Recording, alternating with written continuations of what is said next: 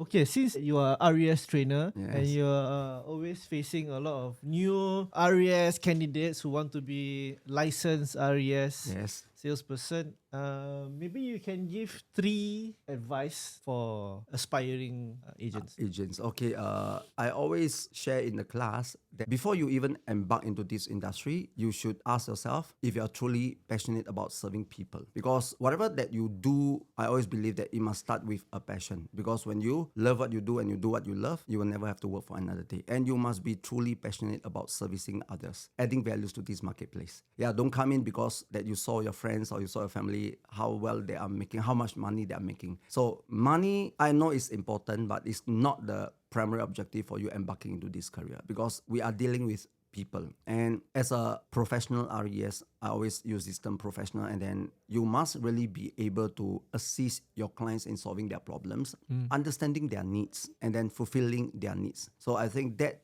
is passion that I'm referring. And of course, another thing would be purpose. So I always mention P and P, purpose and passion. You must understand why would you even want to embark into this career. So because if you understand the power of why, okay, you will actually persevere, persist, and you will learn and do whatever it takes to really add values to others. So purpose and passion. On that note, maybe you can share personally what motivated you, what drives you to become who you are today. Okay, basically, I'll say that I have a passion for people. I have a passion for this industry as well. So I used to be a financial advisor myself. So yes, I'm also serving people, but I realized that that is not my true passion. So that's why I did not last, okay, in the industry of the financial advisor. Where which company?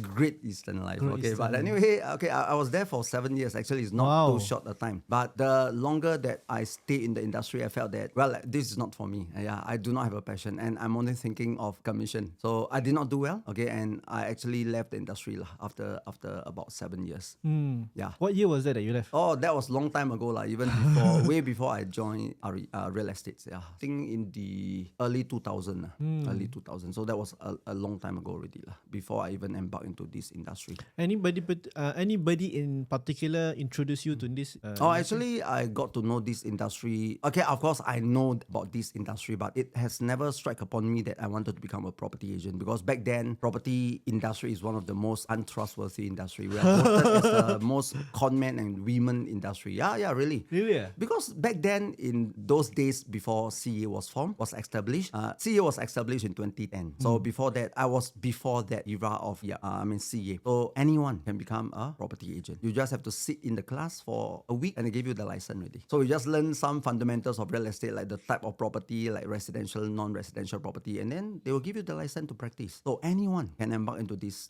industry. So shook. That's why it's voted as one of the most untrustworthy. You wouldn't want to be a property agent at that point of time. But of course, there are also a lot of errands agents out there. And there's a lot of agents that is just buy-sell agents per se. So they just seize the clients to sell, and yet they do not plan for their next housing, and they left the owners in a lurch, in the position whereby they are having no house, no money somehow, and then there's no proper financial calculation done for the clients. So it was low Very barrier of unprofessional. entry, Yes. and then low Very standards. Low barrel, low standard. No standard, I would say. Okay, I'm not saying that no standard at all. I would say that some of the REs out there, for me back then, I took CIHA, Common Exam for Housing Agents. Okay. Yeah, because I know eventually this industry, just like when I was embarking into financial, last time it was not even regulated by MAS, and eventually was regulated. And imagine we are dealing with people and we're dealing with big sum of monies. So I reckon back then that this industry will be regulated very soon. So that's the reason. Well, I went to took the CIHA even before anything was introduced. And once CA came in to regulate the industry, I've already have the prerequisite CIHA. So initially it was CES back then in those days. So Right. for those agents that without any minimum criteria, they actually have to take this. It's a MCQ examination. Yeah. So that was So the you initial are stage. still practicing today, yeah? I'm actually also practicing today. Yes, I'm still having my clients, but doing more on referrals clients. I see. Yes, I'm still a practicing RES. How much of your time is dedicated towards the training aspect for RES? So basically, I'll say that maybe about half of the time, it's about half. Yeah. So of course, other than training, other than like being a property agent, RES, so I do have have my own activities lah. Because now embarking into the next phase of life lah. So I would sort of say some of you may be aware that I'm actually half a Santorinian. So 50 Santorinian is people years, who live up to 100 years. So I'm half a Santorinian. So I think in life as we progress, I believe that we should have got different priorities in life. Oh, you Yes.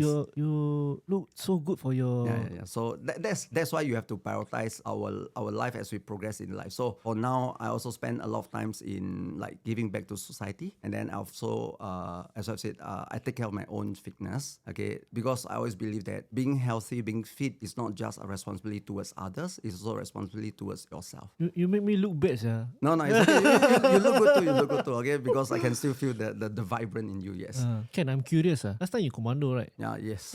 What are the things that you learned during those days that help you in your life today? Okay, of course. I mean, when you say commandos, I believe some of you have watched this movie called A Boys to Men. It actually turns me from a boys to a man. After what you have went through in NS, even though it's a very tough period, but I always believe that if others can do it, so can I. And whatever that I've went through during NS, okay, as commandos, that really mold my fundamentals lah. After going through the hardest part of my life, which is in NS, I believe nothing will actually break me ever. So I say, A Boys to Men. Okay, imagine when we are poly days, we play and we have fun, and then other than study is fun. Other than fun is play. So we are really living a very, very comfortable life. Okay, and that was the best life, and that was the most comfortable life in my entire life during poly days. But of course, from heaven, so when you receive the letters, so when you go into NS, that is really becoming the darkest moment. But when you actually look back, you will realize that actually how much have you grown, how much have you learned? Because in life is through all the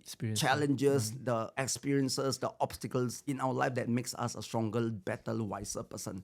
And that really molded me into a different person, a much stronger person. And then I'm able to go through all these challenges in my life, in my career. Because in this industry, I'm not saying that it's going to be easy, especially in the beginning, where many of these areas when you just embark, you know how difficult is it. You are not familiar with the industry, you are scared that you're going to make some mistake, and then you realize that no matter what you do, there are no sales.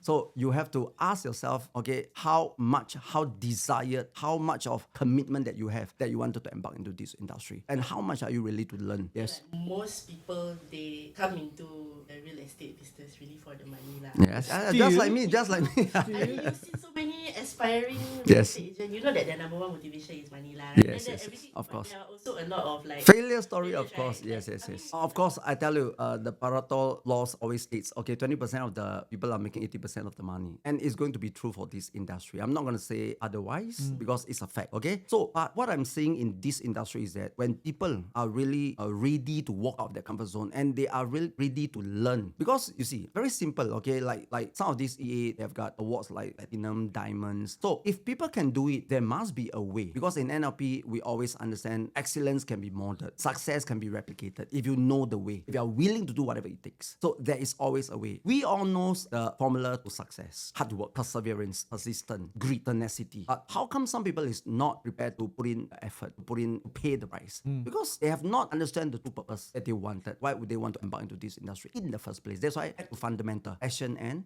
purpose. So you need to align these. You need to align. You need to be congruent. Because once you're congruent, body, mind, and speech, I can assure you, anyone can make it in this industry. Word of or the in day. any industry. If you truly believe in what you're doing, there are value in this industry. You know that you're going to make a difference. You know that when you actually solve some people's housing problems, okay, help them to progress, okay, from a 3-room flat, HGB, to a 4-room or whichever, that you can see the satisfaction on their face, and you know that you're doing something fruitful in this industry, and that will keeps you going on and on. Wanted to solve another person's problem, to assist another people to accomplish their dreams, their aspiration of accept progression. Because in life, I always believe that it's fundamental. Human, we want to get better. We want to progress in life. And then it's an aspiration from a BTO or from a HDB, from a public housing to a private property. And that is not something which is not attainable or achievable. As long as it's got proper plannings, okay? I believe that is actually possible, and which is the aspiration of many people. Word of the day: congruent. Congruency. From you hear it from from yourself, the commando. No, I'm not commanding. Just a normal people. But of course, I really Can hope you that yes. can you share with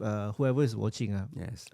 What are the benefits? What's in it for me if Yes. I take this? Sometimes it can be a struggle for people. Yes. Sometimes it's overcoming the mental blocks. What's in it for me if I follow your planning? Any benefit for me to change in asset class, upgrading from my comfortable HDB? Now you make me have bigger monthly commitments towards a bigger private property. Tell me why I should make this move. Okay, I would say that it's fundamentally the aspiration of Singaporeans to progress. Okay, of course, you must also understand your ability, your affordability. Okay, we have to work within our means first. Okay, so that's the reason why as RES, when we actually sit down with our clients, we must understand first thing first, what is their need. Some people, they would like to progress, but they do not have the affordability, then we don't force. I'm not saying that every one of us, we must be in a private property. Actually, public housing is good enough for every one of us. In Singapore, actually 80% of our population stay in public housing. So there's nothing wrong. There's nothing wrong with public housing. And I'm saying that if you have this aspiration, you're still in your early 20s or in your early 30s, so you want to have a plan in life because nobody failed to plan,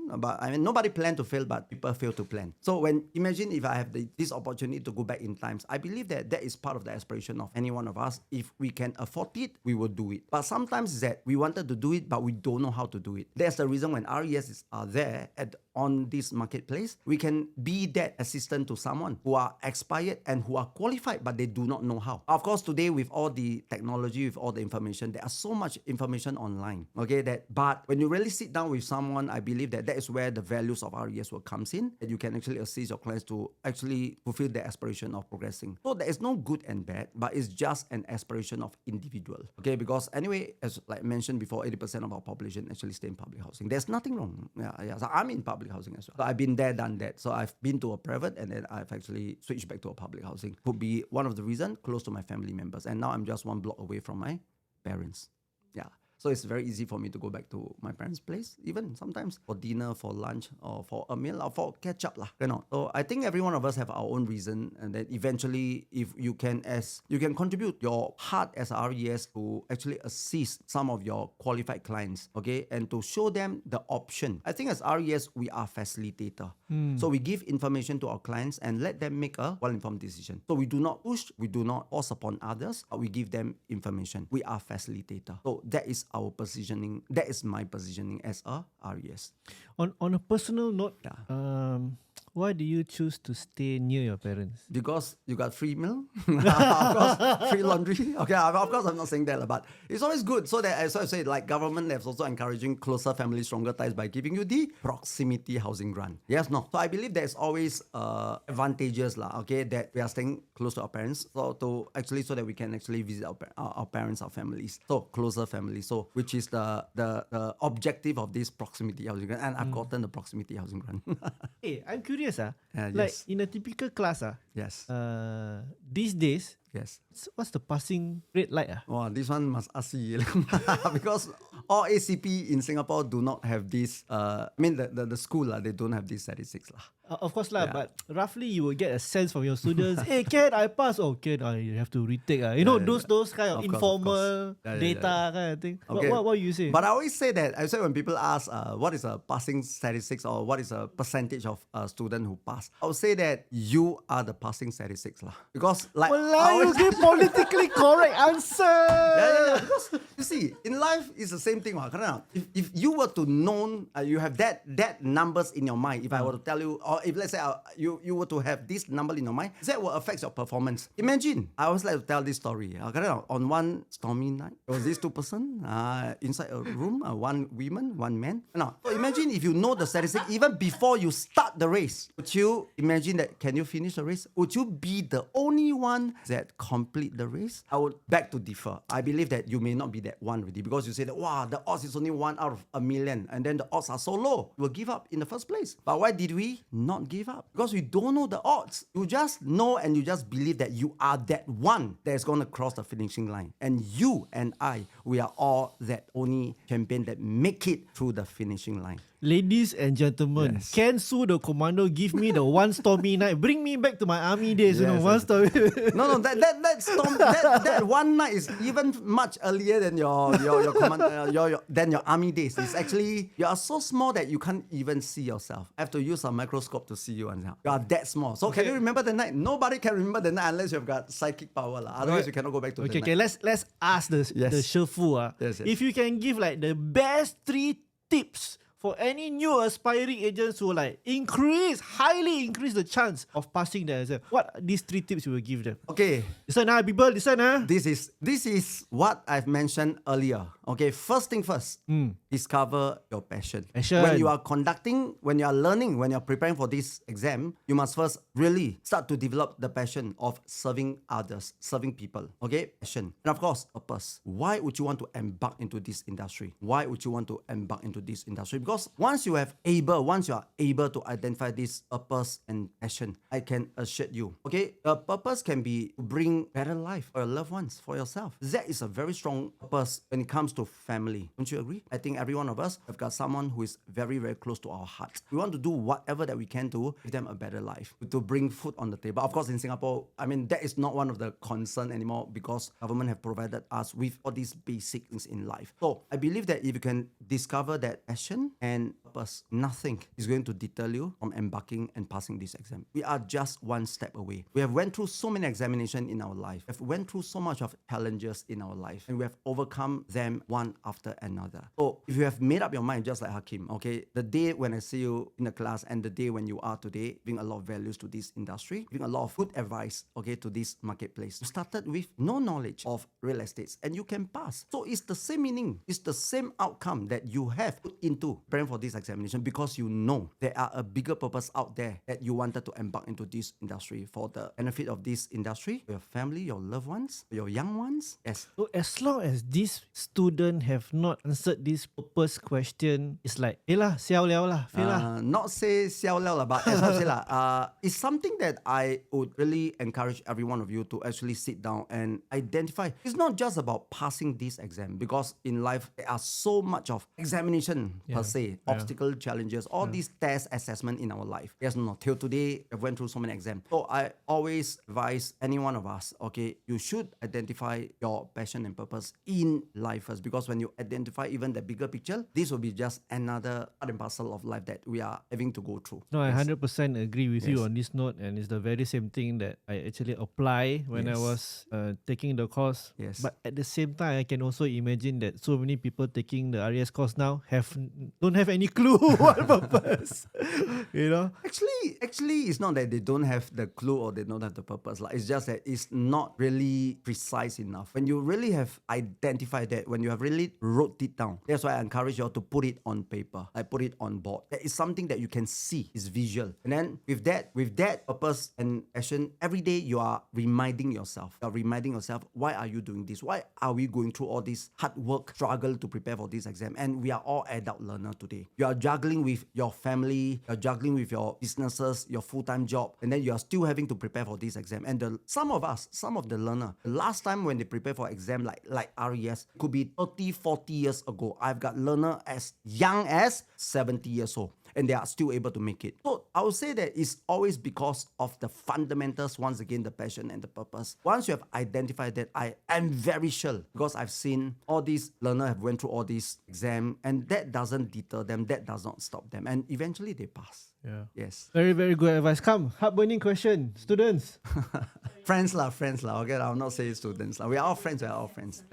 The display out right there. Has there been a moment in your life where you did something, Yes. then everybody was like, you're crazy? Oh, okay. I think one of the things for me is actually also transition into real estate. So I have a good job back then. I'm happy with my job, a full-time employment. So even though I'm employed, a lot of people think that you are just working and making the boss rich. But I believe that even as an employee, okay, whatever that we are doing, first thing, you still have to identify your passion and purpose, even as an employee. So I love my job. Okay, back then I love my job. I love my colleagues. I love my company, and it's very close to my working, my residence. I say at Jurong, I work at somewhere near Gao Circle. So I'm a fire safety manager. I'm in charge of facilities. I love my job, and I'm also a staff welfare committee, chairman. Okay, in fact, I organize party for all the employees, and I actually connect with all the warehouse. I mean, I'm in logistic environment, so I also was tasked to speak to all the warehouse assistant, and I actually have got this opportunity to share with them that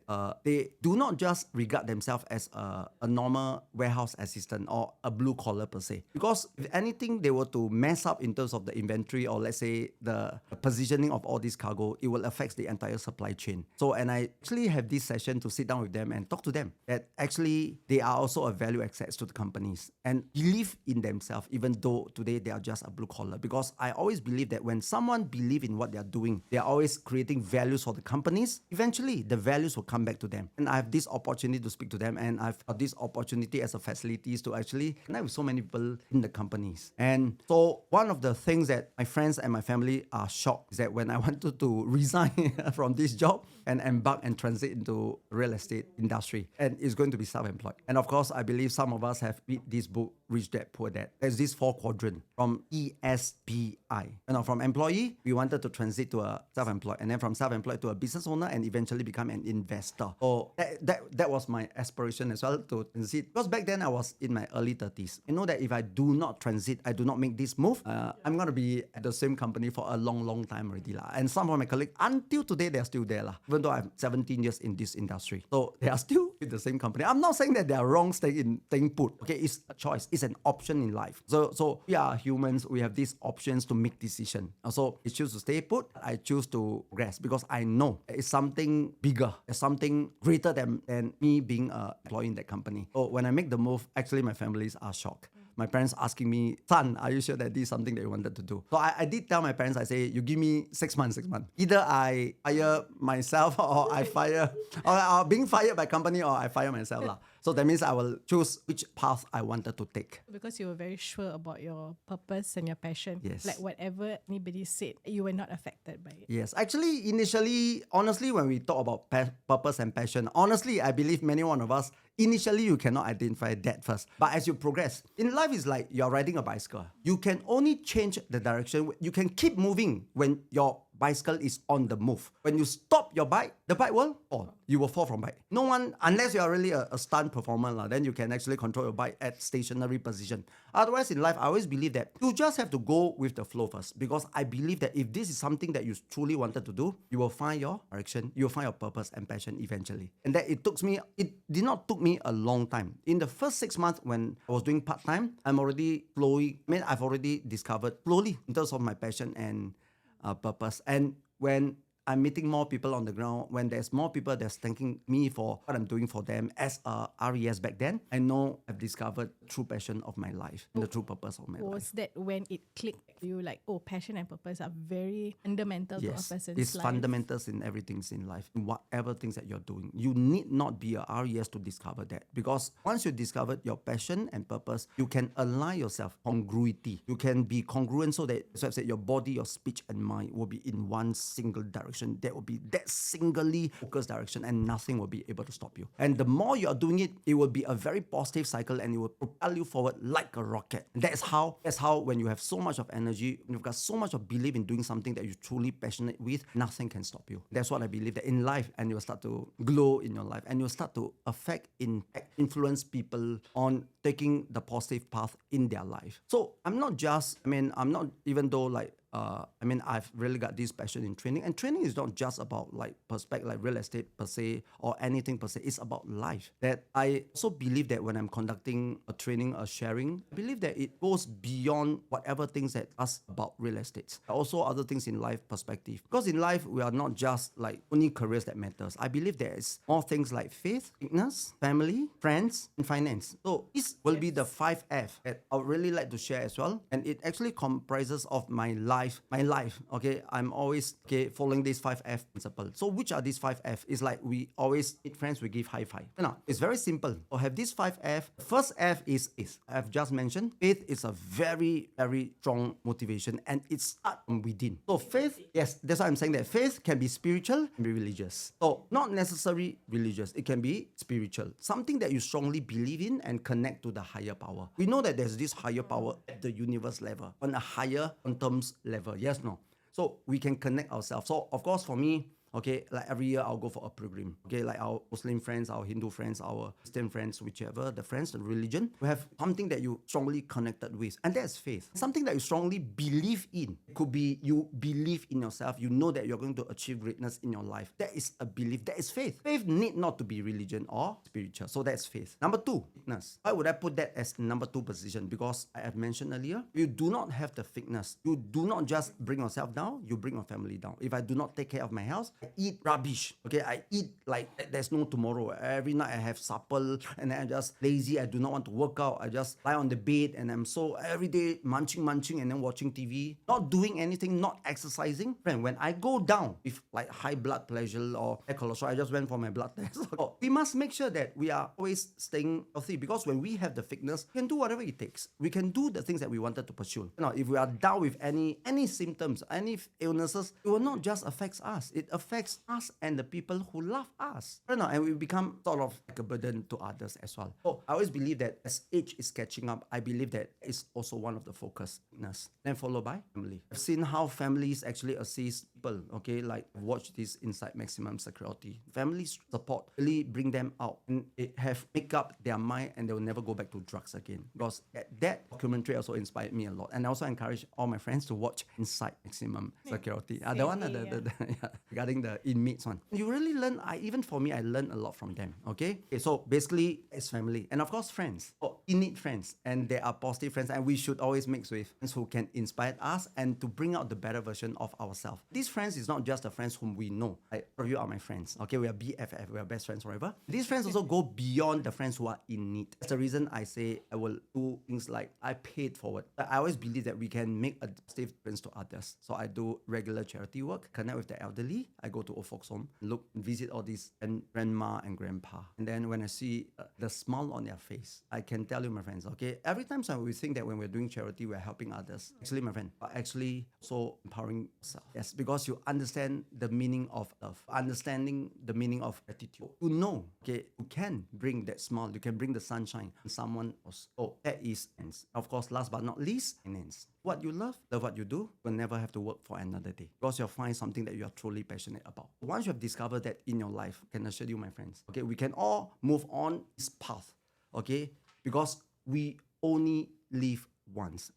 YOLO. What would you want the old you when look back at the young you and tell yourself, I'm proud of you. Whatever you're doing in this life, you have bring honor and glory to yourself and to this industry. So I really hope that that's what I wanted to share, and that's what I really wanted to tell. Commando will always be a commando.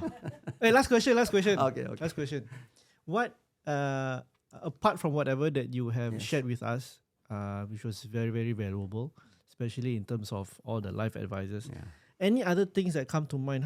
What would you possibly advise, if you can advise your 20-year-old self yesterday? Yes. What things would you give Kent Soo? Well, that will give him oi, do this. Don't wait until you hear, then you do this.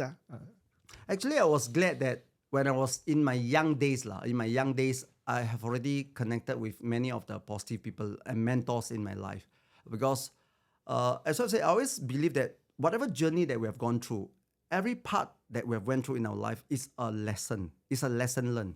Okay, whether good or bad that you classify them is always a positive lesson. Always, as I've said, the coins have both sides, and both sides are good. There is no good and bad, because sometimes whatever that you deem as bad experiences, but that actually give you a life lesson. You will never make the same mistake again. So I would say that in my young days, I would say that if I have this opportunity to actually get to know this thing called NLP, I would attend this class earlier. And that would change my life. NLP, Neuro-linguistic programming. And because with that, I have really do a proper alignment of my entire life. And I'm also thankful that I meet all these nice people in my life that have shared with me so much of their life experience, so that I will not commit the same mistake and I've not gone through the additional paths.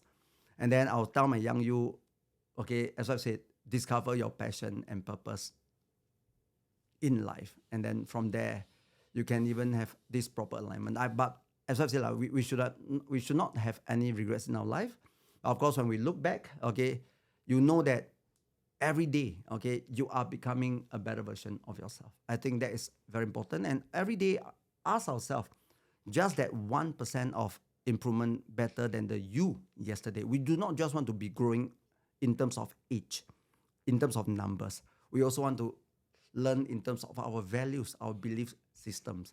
And that will actually propel you forward in a much more positive and fruitful way. Because I always believe that we only live once. We want to live a life that can bring values to others, that can really make people see there are hope, there is light at the end of the tunnel. There is Yes. light at the end.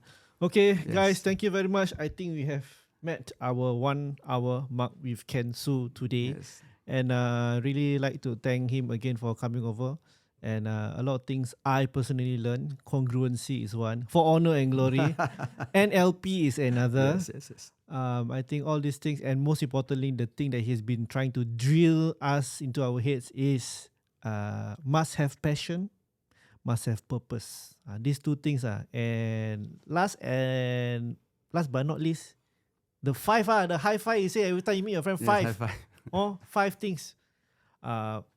Faith, number 1, very important. Can be spiritual, can be religious. Yes. Fitness, like me not fit, must go and start exercising. Family very important. Friends. And then the last one is? Finance. Yes. If you love what you do, you don't have to work another day of your life. Yes. Yeah, this is my priority already. Like this, 1, 2, 3, 4, 5. Yes. Faith all the way to finance. Yes. Okay. So you can have your own priorities in life, and that let this actually align your life. Because if you have got these 5F in your life, okay, as I've said initially, when you're younger, of course, you may have finance as second or third position. Because back then, let's say, imagine you're in your 20s, you have got all the health, you've got all the energy. So you will not be so focused on health or fitness. So this priority will change accordance to the different life stage of our life. Yeah. So that is the priority that I'm saying to you, this 5F now, which is my priority. Yeah. Because I told you I'm half a Santorinian. So I think I have to realign my life and then doing the things that I really passionate. No, you will.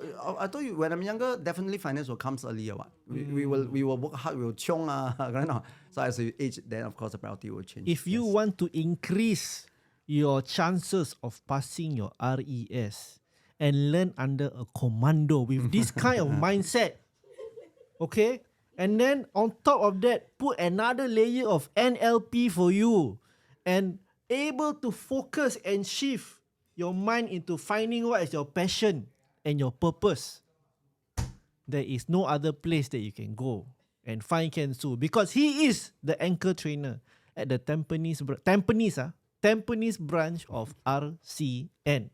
Get in touch, go and find out the schedule and learn under him, and then you will achieve honor and glory. Okay, Thank you. thank you so much, Ken. It's a whole